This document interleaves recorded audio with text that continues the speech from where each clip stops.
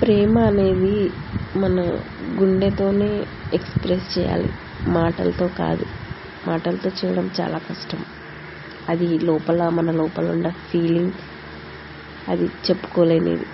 మనలో ఉన్న ప్రేమ నిజమైనదైతే మనం ఎంత దూరంలో ఉన్నా, దూరం వల్ల దూరం కాదు ప్రేమ. అండ్ ఇన్ని రోజులు దూరంగా ఉన్నా, అన్ని రోజులు దూరంగా ఉన్నా, అంత దూరంలో ఉన్నా, మాట్లాడుకోలేదు అని సమయం వల్లనో, మాటల వల్లనో, దూరం వల్లనో అది ప్రేమ తగ్గిపోదు. అది ట్రూ లవ్ అయితే అది మనం దగ్గరున్నా దగ్గర లేకపోయినా అది మన మనసులో ఉంటుంది.